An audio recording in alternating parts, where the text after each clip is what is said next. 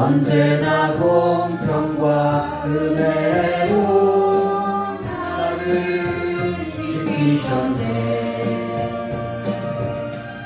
오신실하신 주, 오신실하신 주,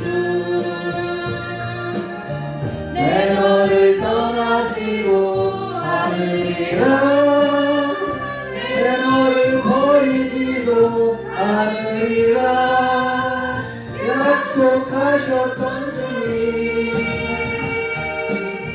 그 약속을 지키사 이후로도 영원토록 날 지키시리라 확신하네. 지나온 모든 세월들 돌아보아도 그 어느 것 하나 주의 손길 미친 것 전혀 없네. 오신실하신 주, 오신실하신 주,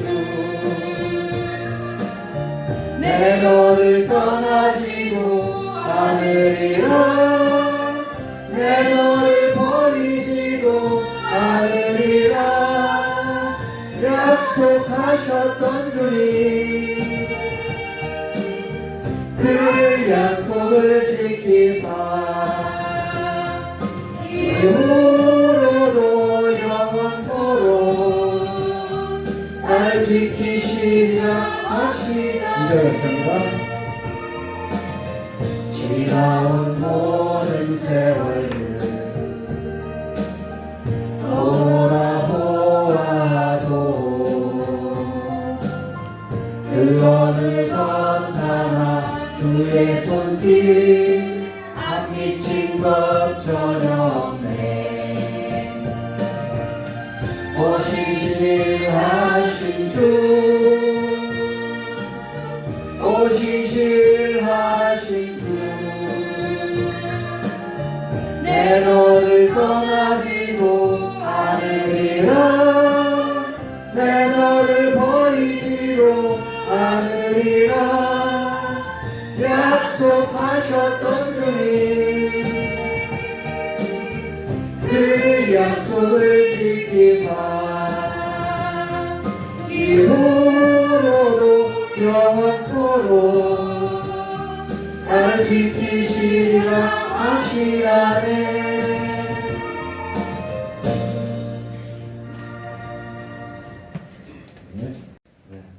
오늘은 길게 읽지 말고 딱 한 절만 말씀 주셨네요. 출애굽기 20장 13절 한 절입니다. 딱 6자입니다. 한 목소리로 같이 크게 외치겠습니다. 같이 외치겠습니다. 살인하지 말라. 아멘. 네. 목사님 맞으셔서 말씀하실 때 은혜 받으시기 바랍니다.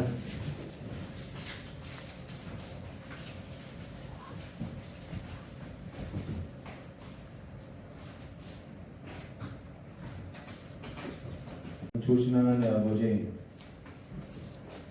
우리 삶 가운데 주님께서 은총을 베풀어 주셨고 평강 가운데 복을 내려주셔서 날마다 그리스도 예수 안에서 살아가는 삶이 될 수 있도록 복을 내려주셨고, 허물 많고 죄 많은 우리의 인생을 그리스도 예수 안에서 새롭게 일으켜 주셨고 새로운 삶의 방향으로 나갈 수 있는 믿음의 용기를 더해 주시길 간절히 원하오며 깨우신 예수님의 이름으로 축복하며 기도드리옵나이다. 우리 함께 말씀 보겠습니다.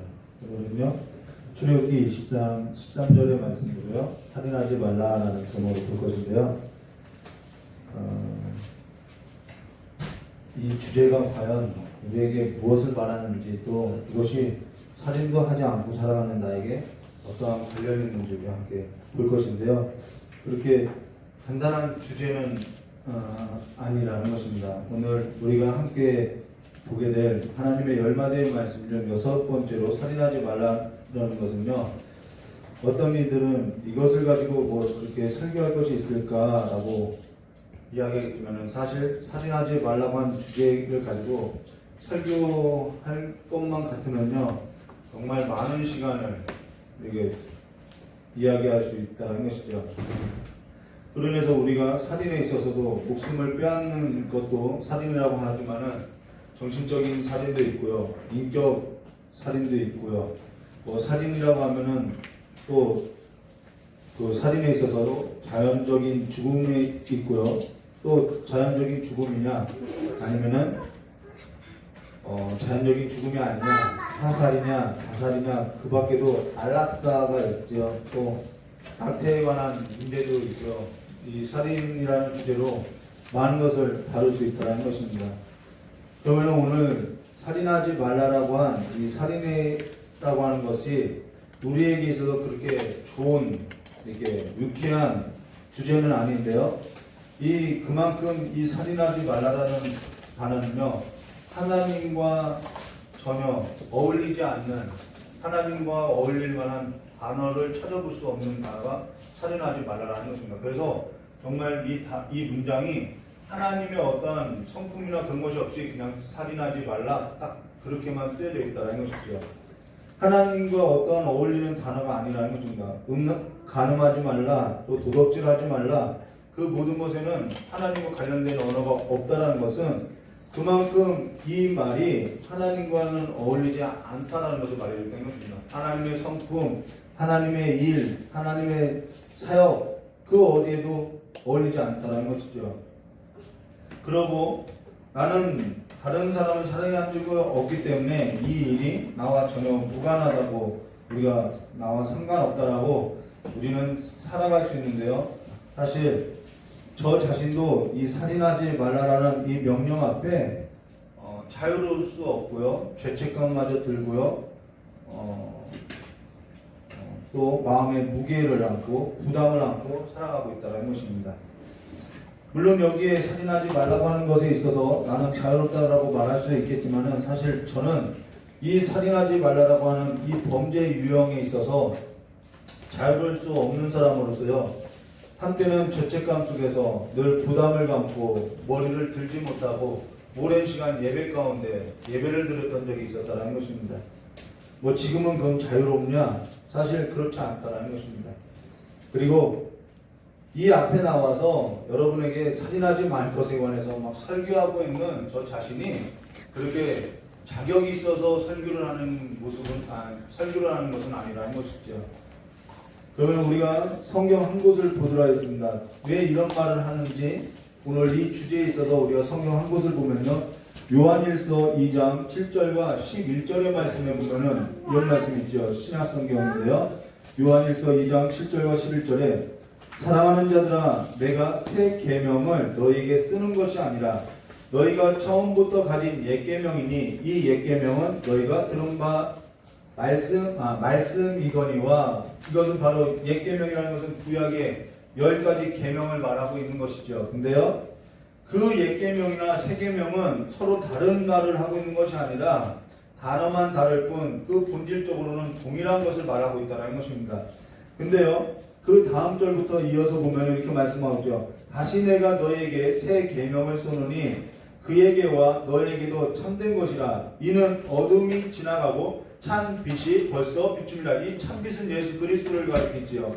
근데 그 찬빛이 이미 벌써 비추었는데 빛 가운데 있다 하면서 그 형제를 미워하는 자는 지금까지 어둠에 있는 자요, 그 형제를 사랑하는 자는 빛 가운데 그의 형제를 사랑하는 자는 빛 가운데 거하여 자기 속에 거리낌이 없으나 그 형제를 미워하는 자는 어둠에 있고 또 어둠에 행하고 갈 곳을 알지 못하나니 이는 그 어둠이 그의 눈을 멀게 하였습니다라고 말씀하고 있다는 것이죠. 이 새 계명이 옛 계명과 다른 계명이 아니라는 거예요. 우리가 참 빛이 벌써 비추었는데 빛 가운데 있다 하면서 형제를 미워한 것은 지금까지도 내가 어둠에 있다라는 것을 말해준다는 것입니다. 그리고 그의 형제에 관해서 사랑하는 자는 그 빛 가운데 거하면서 자기 속에 뭐를 갖고 있다는 거예요? 꺼리낌이 있다라는 것이죠. 이 말씀이 저의 양심을 너무나도 이렇게 찔러왔고 콱콱 쑤셔왔고 그래서 정말 오랜 기간 동안 어떠한 길을 선택하지 못하고 오랜 기간 동안 예배 가운데서 머리를 숙이고 얼굴을 들지 못하고 예배를 드렸던 적이 있었다는 것입니다. 그리고 8절과 9절을 다시 보면 이렇게 말씀하죠. 다시 내가 너희에게 새 계명을 쓰노니 그에게와 너희에게도 참된 것이라. 이는 어둠이 지나가고 참 빛이 벌써 비춤이라. 빛 가운데 있다 하면서 그의 형제를 미워하는 자는 지금까지 어둠에 있는 자요 라고 한 것으로서 그의 형제를 사랑하는 자는 빛 가운데 거하여 자기 속에 거리낌이 없으나, 근데 저는 늘 거리낌이 있어 왔다라는 거예요. 그래서 제가 마치 죄인인 것처럼 하나님께 버림받는 것은 아닌가라는 그 두려움 앞에 살았다라는 것입니다.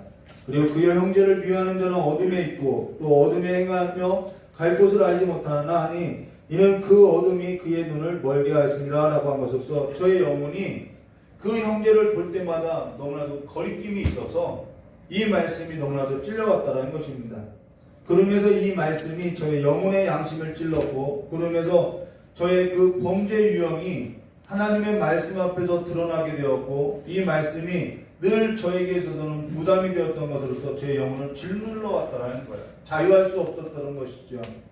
그러면서도 저의 마음 한켠에는 빛 가운데 있다 하면서 그 형제를 미워하는 자는 지금까지 어둠에 있는 자요라고 한 이 말씀 앞에 제가 살 수 없었던 것으로서, 내가 지금 어둠에 있는 자로서 하나님께로부터 구원을 받지 못한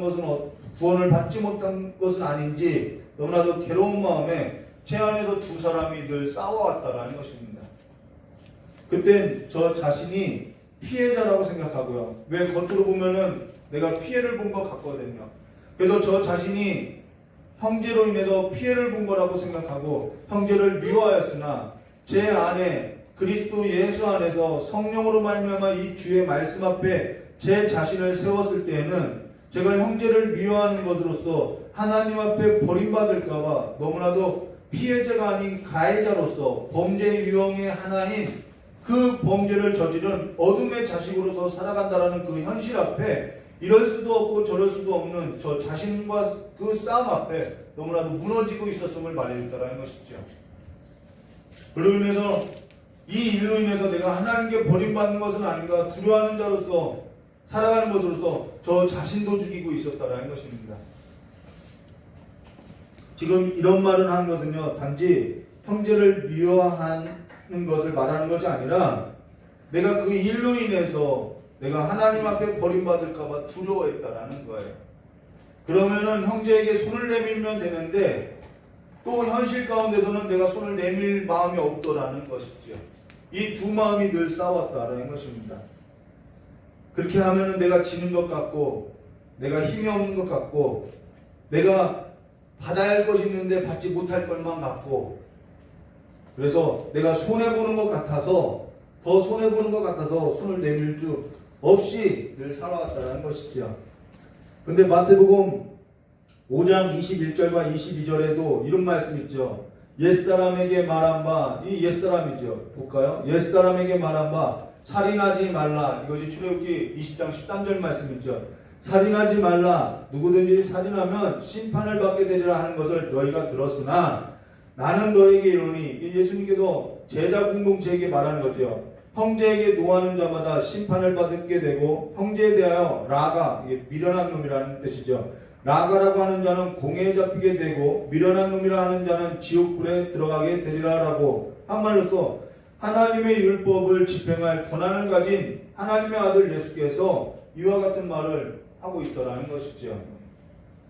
우리가 여기에 있어서 나는 자유롭다라고 말할 자가 있을까요? 아무도 없겠죠. 그래서 저는 자격 없는 자로서 이야기를 하는 것이지, 내가 나는 살인도 하지 않았고 도둑질도 하지 않았고 간음하지 않아서 정말 나는 깨끗다 해서 이 자리에 서서 설교하는 것은 아니라는 것입니다.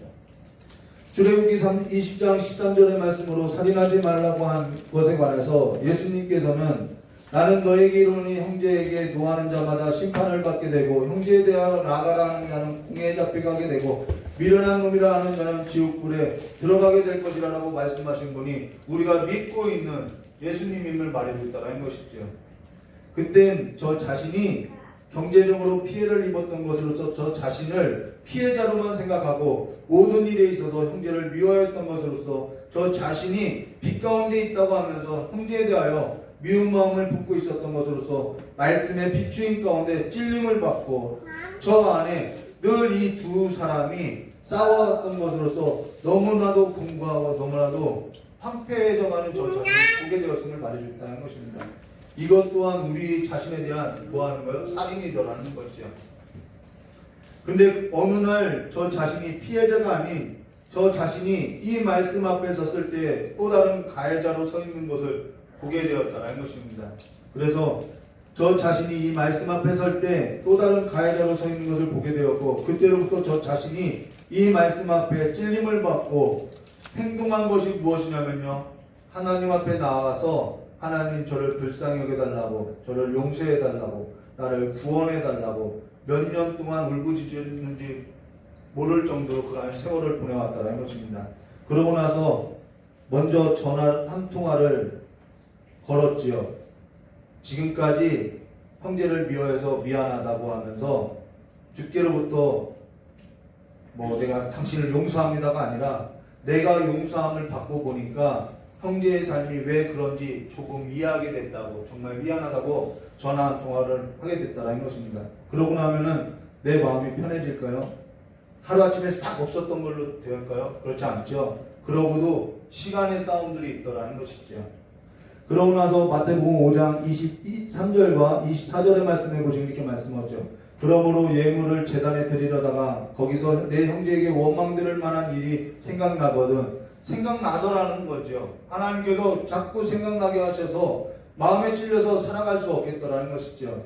예물을 제단 앞에 두고 먼저 가서 형제와 화목하고 그 후에 와서 예물을 드리라라고 말한 것처럼 이 삶을 내가 지키는 것이 아니라 지키게끔 하시더라는 것입니다. 그로 인해서 오랜 세월 동안 풀지 못했던 삶의 끈을 서서히 하나하나씩 풀어가기 시작했다는 것이죠. 그로 인해서 늘 하는 말이 무엇이냐면요. 성도님들에게 이런 말을 하죠. 십자가 앞에 설 때 십자가 앞에서는 피해자도 없고 가해자도 없고 원수도 없고 죄인도 없더라라는 말을 하게 됐다는 것입니다. 자, 그러면요. 우리 마태복음 16장 19절과 20절에는 이거는 누군가에게 말하는 것이 아니라 교회에게 음부의 권세가 교회를 이기지 못한다고 하는 그 교회에게 하신 말씀인데요.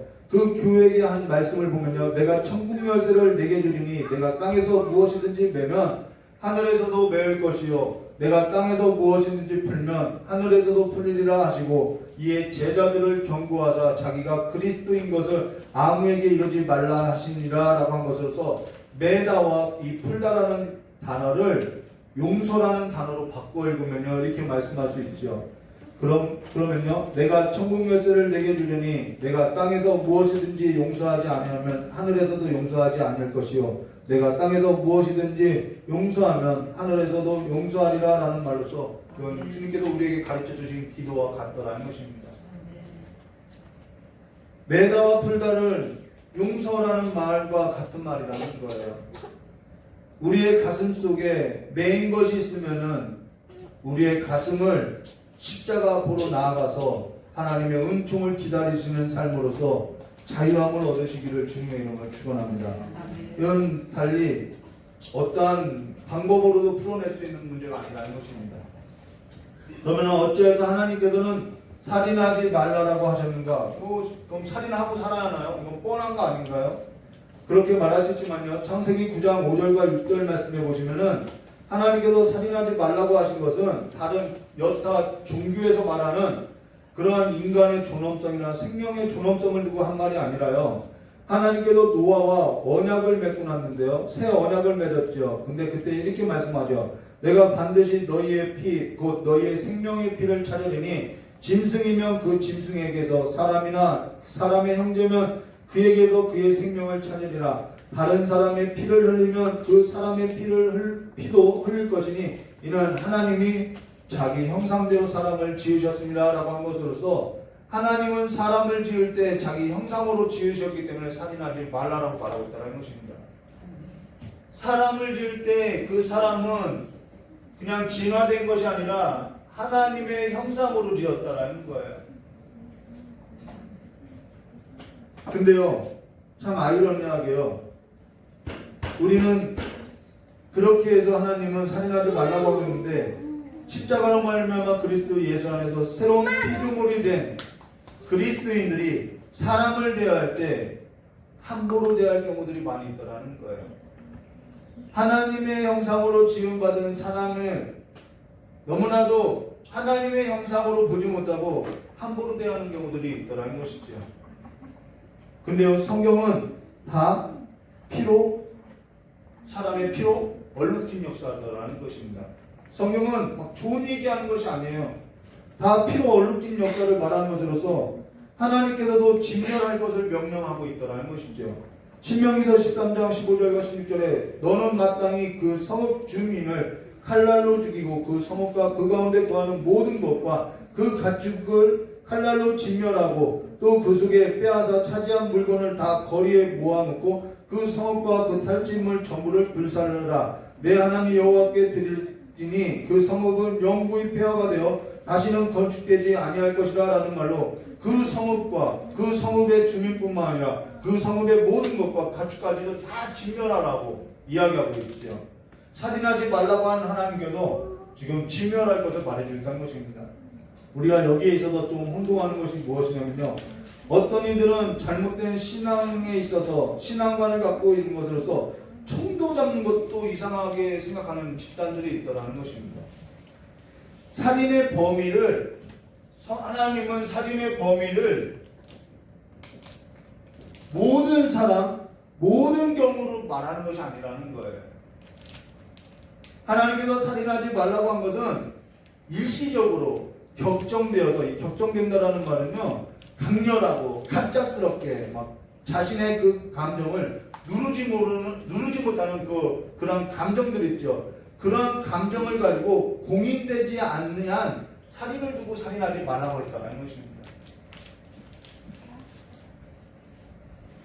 불교에서는 미물도 죽이지 말라고 한 것으로서 또 것과는 좀 다른 것으로, 불교는 자연을 숭배하기 때문에 자연 만물이 다 신으로 보기 때문에 이러한 범신론적이고 자연주의적인 차원에서 죽이지 말라고 한다는 것이지요. 그리고 인도적이고 인본주의적에서 말하는 것으로 사람을 죽이지 말라라는 뜻으로서 기독교는 말하는 것이 아니라는 것입니다. 이에서도 우리가 혼란을 가지는 경우로서 모든 생명, 모든 경우를 가지고 말하는 것을 이야기하는데요. 살인하지 말라는 것은 어떠한 뜻으로 이야기하면 개인적이고 비합리적인 그러한 태도로서 하나님의 형상으로 지음받은 사람을 살인하지 말라라는 뜻으로서 이야기했다는 것입니다. 지금 한국 사회에 있어서 누구나도 다 아는 그 9살 소녀에게 있어서 정말 몹쓸 짓을 한 것을 보았죠. 너무나도 개인적이죠. 너무나도 비합리적이고 너무나도 비윤리적인 것으로서 하나님의 형상으로 지음받은 한 인격을 가진 소녀에 대해서 너무나도 몹쓸 짓을 한 것을 우리가 볼 수 있죠. 근데 살인하지 말라고 한 것에 있어서 이 일은 내가 하지 않았으니까 나는 안전하다라고 우리는 말할 수 없다는 거예요. 교회는 이러한 일에 있어서 그냥 무관심해서는 안 된다는 것입니다. 근데 하나님의 형상이라고 하는 것은 어디까지를 하나님의 형상이라고 해야 하나, 이렇게 거듭난 사람을 하나님의 형상으로 하고 거듭나지 않는 사람들은 뭐 하나님의 형상으로 말하지 않아야 하나? 그렇지 않죠. 누가복음 1장 39절과 42절의 말씀에 보면은 시편 139편에도 말씀하고 있는 것처럼 이때 마리아가 일어나 빨리 산골에 가서 유대 한 동네에 이르러 사가랴의 집에 들어가 엘리사벳에게 문안하니 엘리사벳이 마리아가 문안함을 들음에 아기가 복중에서 뛰노는지라. 엘리사벳이 성령의 충만함을 받아 큰 소리로 불러 이르되 여자 중에 내가 복이 있으니 내 태중의 아이도 복이 있도다라는 말로서 엘리사벳은 임신을 하게 됐는데 그가 먼저, 예수님보다 마리아는 예수님을 잉태했죠. 근데 이 마리아가 먼저 6개월 먼저 임신했다라는 거예요. 그러면은 마리아는 아직 뭐 아기집이 만들어졌을까요? 6개월 차이가 있으니까요. 근데요, 엘리사벳이 먼저 6개월 먼저 임신했는데 마리아를 보고 엘리사벳 뱃속에 있는 세례 요한이 뭐 했더라고요? 복중에서 뛰놀았다라고 이야기하죠. 복중에 잉태될 때부터 인격이 있는 생명체임을 말해주고 있다는 것입니다. 그 부모가 인식하든 인식하지 못하든 그가 복중에서 부터 하나님의 형상으로 지음받은 인격이 있는 하나님의 생명을 가진 생명체임을 말해주고 있다는 거예요. 이로 인해서 한국 사회는 좀 부끄러운 것이 있죠. 한국 사회는 낙태율이 세계 1위라고 이야기해요. 근데 사실 낙태에 있어서 여자만 책임이 있는 것처럼 말을 하고 있지만은 이 문제는 여자만의 책임이 있다라고 하는 것은 잘못된 시선이라는 것입니다. 전에 저희 아내가 어떤 성도를 기도하는데요. 그 성도가 말을 하지 않았어요. 그런데 기도 가운데 눈물을 흘려가지고 저희 아내가 왜 그렇게 눈물을 흘리고 마음이 짓눌려 있나고 했더니 예전에 자기가 낙태를 했다고 하면서 자신이 지금까지 그 마음의 짐을 얻고 살아왔다라고 이야기하는 거예요. 낙태하는 것은 분명히 죄이지요. 죄가 아닌 것은 아니에요. 그러나 낙태를 하는 경우를 보면은 원치 않는 임신도 있고요. 폭행도 있고요. 무자비하고 무책임한 남자들에 의한 정황들도 있고요. 그 밖에 여러 정황들이 있죠. 요즘은 혼외 관계로 인해서 낙태하는 사례가 너무 많이 있더라는 거예요. 그런데 무조건 그것을 그들만의 책임으로만 떠넘길 일은 아니더라는 것입니다. 낙태로 인해서 너무나도 고통스러운 마음의 짐을 갖고 살아가는 그 성도에게 그 성도가 자신은 구원받지 못할 거라고 꼭 어디까지 우리의 삶이 이어지냐면요. 이 구원의 문제까지 이어지더라는 것입니다. 그래서 자기는 하나님께 버림받고 구원받지 못할 것 같다고 정죄 가운데 죄책감 가운데 부담을 갖고 살아가더라는 거예요. 그로 인해서 저희 아내가 기도를 해주고 신앙 안에서 권면을 해주었는데요. 우리나라 또 1위가 있죠. 자살률이 세계 1위인 거죠. 자살을 선택할 수밖에 없는 사회 구조적인 시스템을 갖고 있죠. 자살은 나쁘다고, 자살하면 지옥 간다고 그렇게 말을 해서는 안 된다는 것입니다. 자살과 구원은 별개의 문제라는 거예요. 한 번은 아이 콘택트라는 TV 프로그램을 보았더니 자살로 인해서 고통당하는 유가족들이 있더라는 거예요. 어느 날 갑자기 같이 지냈던 자기 형제가, 자기 부모가, 자기 자녀가 갑자기 자살할 거라는 생각을 못했다라고 이야기하는 거예요. 그러면서 그 유족들이 나와서 자신들의 고민을 털어놓고 고통을 털어놓더라는 것입니다. 저는 사실 한국 사회에 있어서 IMF 때에 실질적으로 자살을 하려고 했던 사람들을 많이 보아왔다라는 거예요. 극단적인 선택을 할 수밖에 없었던 그들의 정황들이 있죠. 저 역시 삶의 무게로 인해서 여러 번 극단적인 선택을 하고자 했었던 적도 있었다라는 것입니다. 그때 사실 생명이 그 생명의 주권이 하나님께 있다고 하는 그 사실보다는 나 같은 사람이 살아서 무엇하냐라는 그 생각이 저를 사로잡았기 때문에 자살을 하려고 하더라는 거예요. 이것이 우리가 앞서 보았던 나가라는 단어였죠. 너 같은 놈이. 그 생각이 어떠한 사회 구조적인 시스템으로 인해서 그러한 생각을 갖게 되냐면은 경제라는 것입니다. 경제적 가치로 인해서 볼 때 나 같은 사람이 살아서 무엇을 하나라는 생각을 갖게 된다는 거예요. 오랜 기간, 그래서요, 생명의 주권이신 하나님으로 인해서 내가 살고자 했던 것이 아니라 오랜 기간 그래도 연애를 했던 여자가 있는데 그를 두고 죽으면 안 되겠다라는 생각에 발버둥 치면서 그냥 버텨왔다라는 것이죠. 그냥 그 삶에 있어서는 책임지고 살게 해달라고 기도하기 시작했다라는 거예요. 그리고 나서 깨닫게 된 것이 뭐냐면은 성경 말씀을 읽다가 계시록 21장 3절과 4절 말씀에 하나님께서 함께 계시니 모든 눈에서 눈물을 닦아주실 것이요 다시는 사망이 없고 애통한 것이 없고 곡하는 것이 없고 아픈 것이 다시 있지 아니하니 처음 것들은 다 지나가더라라는 이 말씀으로 인해서 처음 것들이 다 지나가겠지 하면서 버텨왔다라는 것이죠. 자살은 생명의 주권이신 하나님께 속한 그 역사에 있어서 내가 내 삶에 있어서도 어찌할 수 없는데 그 생명마저도 내가 어찌할 수도 없는데 그 생명은 내가 주관하고자 하는 끈을 놓지 못해서 자살을 하고 있더라는 것입니다. 그래서 죄라는 거예요. 근데 자살을 하였다고 해서 구원받지 못하느냐? 이거는 다른 문제라는 것입니다. 자살이 구원의 조건은 될 수 있는 것은 아니라는 거예요. 오직 구원은요, 예수 외에는 조건이 될 수 없다는 것입니다. 예수 믿으면 구원받게 되어 있어요. 그러나 그렇다고 해서 자살이 죄가 아니다라고 얘기하면은 삶이 힘들면 많은 사람들이 자살을 하게 되어 있죠. 오늘 우리가 사실 살인하지 말라고 한 것은 있어서 우리가 한 가지를 보면요, 이 말씀이 왜 무엇과 관련이 있냐면요, 신명기서 22장 8절의 말씀과 관련이 있는 것으로서요, 내가 새 집을 지을 때 지붕에 난간을 만들어 사람이 떨어지지 않게 하라. 그럼 뭐가 나오죠? 그 피가 내 집에 돌아갈까 하노라라는 말로서 피에 관해서 이야기하고 있다는 것입니다.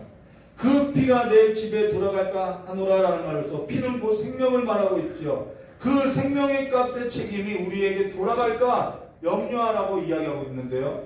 근데 여기서 내가 집을 그냥 집이 아니죠. 새 집을 지을 때 지붕에 난간을 만들어서 사람이 떨어지지 않게 하라라는 말로서 이들은 지붕이 평평하여서요, 그 지붕은 다른 또 하나의 생활 공간으로서요, 교제의 공간이 되고요, 하나님께 손을 들고 기도하는 공간이기도 하고요, 묵상하는 공간이 바로 이 지붕이다라는 것입니다. 오늘날 우리 집을 지을 때 보면은 많이들 이렇게 지붕에다가 자기들만의 그런 교제 공간으로서 많이 만드는 것을 보게 되는데요. 근데 새 집을 지을 때 지붕에 난간을 만들어 사람이 떨어지지 않게 하라라고 하는 것은 무엇을 설치하라는 거냐면 안전망을 설치하라는 거 있죠.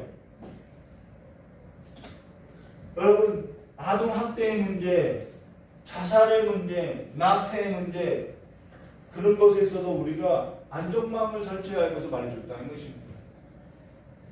사회 안전망이 되어야 할 것을 말해주는데 그 새 집이라고 하는 것은 교회를 가리켜서 하는 말이라는 거예요.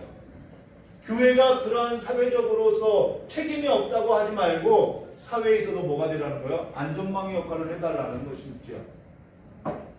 그러면서 교회는 에베소서 2장 19절과 22절에 그러므로 이제부터 너희는 외인도 아니요 나그네도 아니요 이제는 우리가 새롭게 되었다라는 거예요. 오직 성도들과 동일한 시민이요 하나님의 권속이라. 너희는 사도들과 선지자 위에 세우심을 입은 자라. 그리스도 예수 안에서 친히 모퉁이 돌이 되셨느냐. 그 안에서 서로 건물마다 서로 연결하여 주 안에서 성전이 되어가고 너희도 성령 안에서 하나님이 거하시는 처소가 되기 위하여 그리스도 예수 안에서 함께 지어져 가느니라 라는 말로서 하나님의 집으로서 새 집으로서 우리가 새롭게 되어 있음을 말해줬다는 것이죠.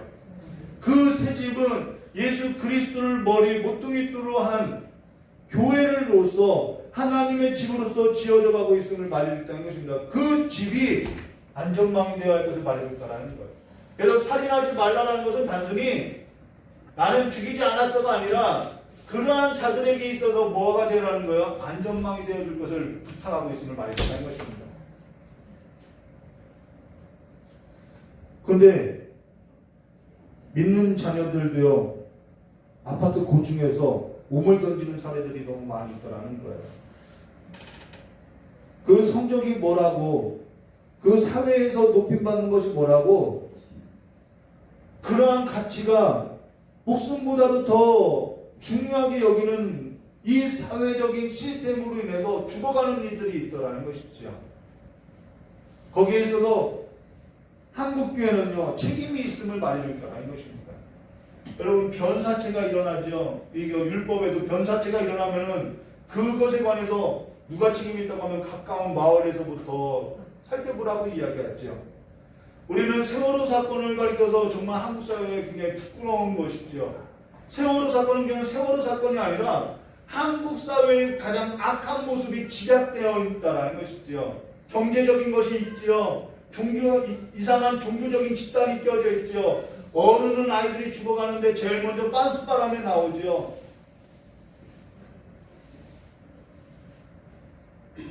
살인하지 말라라고 한 이 말은 살인이 이루어지고 있는 한국 사회에 있어서 교회가 책임 없다고 말할 수 있는 자세로서 살아서는 안 될 것을 말해주고 있다는 것입니다. 지금 9살 소녀가 내가 한 일도 아닌데 라고 생각하고 있다고 하는 것은요, 그건 교회로서의 그 부끄러운 현실을 반영하고 있다는 것이죠. 한국 사회에서 이루어지고 있고 내가 살아가는 이 공동체에서 이루어지고 있다는 것입니다. 아동 학대에 있어서도요, 안전망이 필요하고요. 또 자살에 관하여서 안전망이 필요한데 그 일에 있어서 교회가 자살하면 지옥 간대. 이런 말을 하고 있다는 것은요, 너무나도 극단적인 선택을 정말 더 짐을 지어주는 것밖에는 되지 않는다는 것입니다. 그 일에 있어서 한국은요, 한국교회는요, 기도해야 하고요.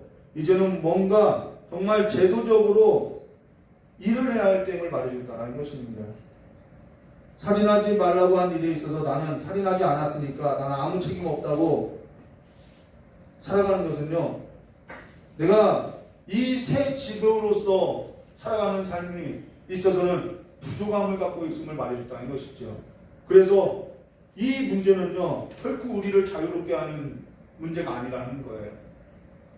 근데 그 모든 일에 있어서 사실 무엇과 관련되어 있냐면요, 모든 사고와 사건과 이 살인에 관한 문제는요, 돈과 관련되어 있다는 것입니다.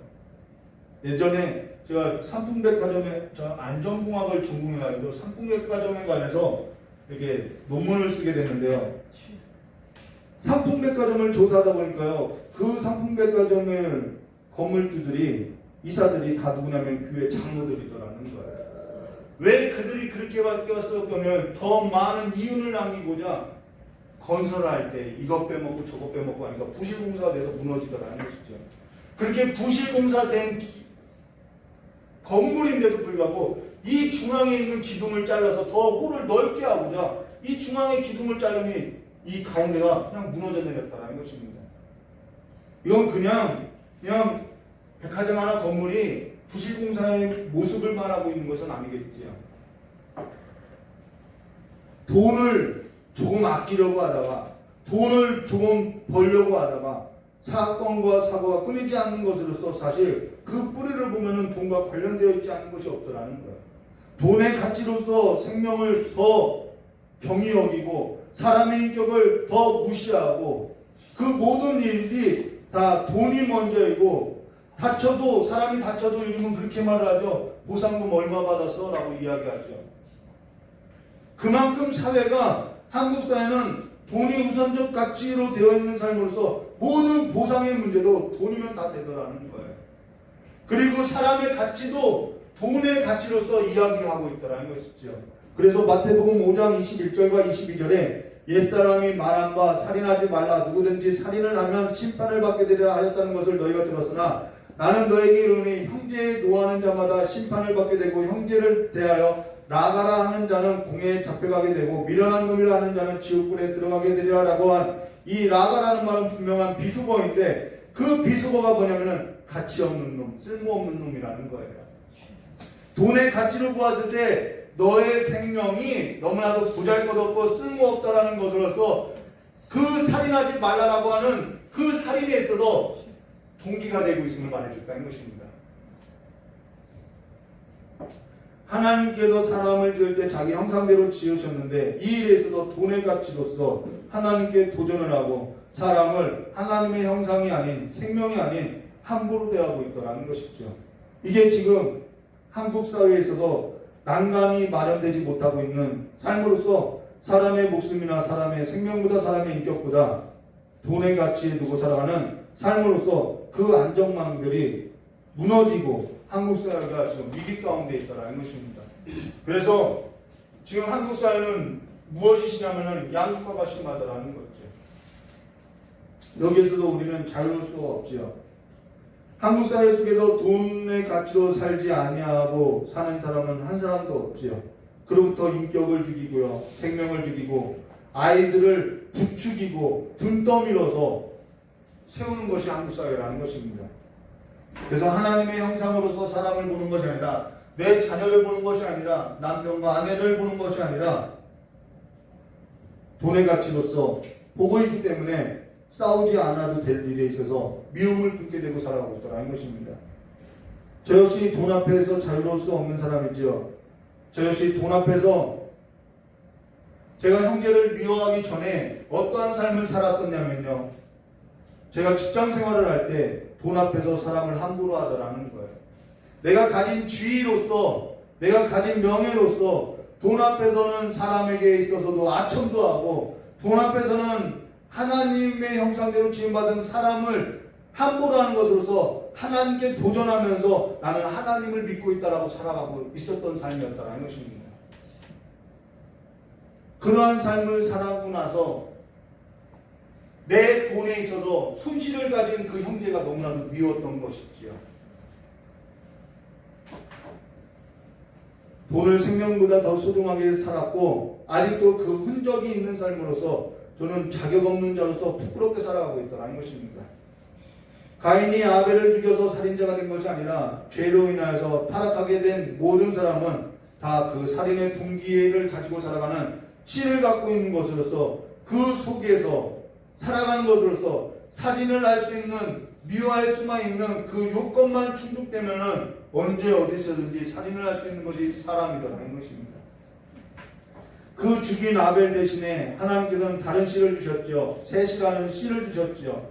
그 셋의 씨로 인해서 오신 분이 누구냐면 예수 그리스도이고, 오직 예수 그리스도 외에는 우리를 구원할 자가 없고, 그리스도 예수 안에서 새롭게 된 피조물로서 나지 않으면은 우리는 새로운 삶에 있어서 눈을 뜨고 일어날 수 없는 삶을 말해주고 있다는 것입니다.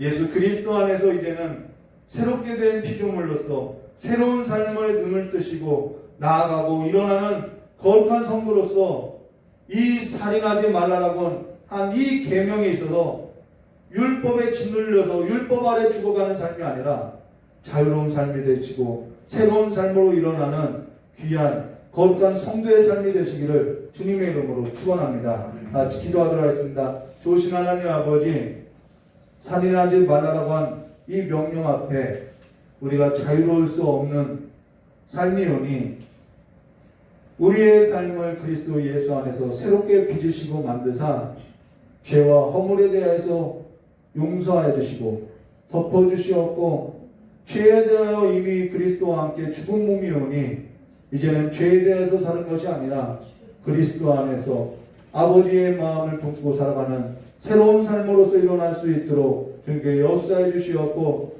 우리의 삶을 하나님의 나라 가운데, 하나님의 나라의 질서 가운데, 하나님의 명령 가운데 이루어지는 아름답고 선한 하나님의 나라의 백성으로서 일어설 수 있도록 복을 내려주시길 간절히 원하오며, 그 선한 일에 있어서 우리의 삶이 부족함이 없도록 풍족한 삶이 될 수 있도록 도와주시길 간절히 원하오며, 기어오신 예수님의 이름으로 축복하며 기도드리옵나이다. 우리 찬송 한 장 부르신 후에 깨달은 말씀 붙잡고 기도하도록 하겠습니다.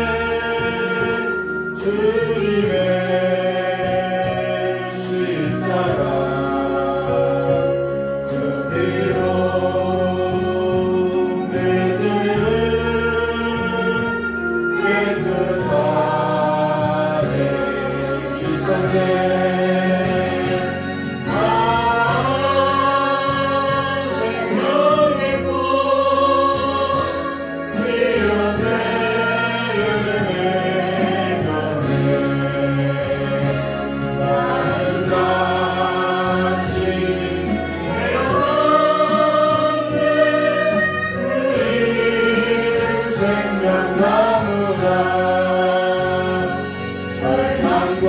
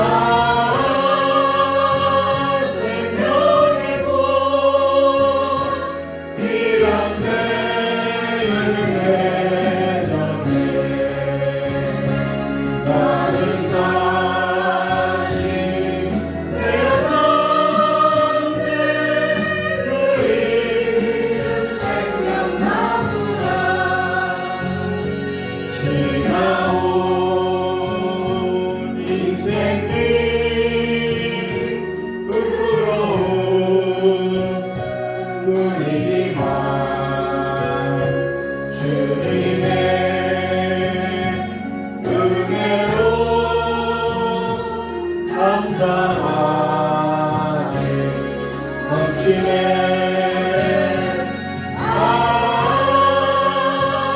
생명의 꽃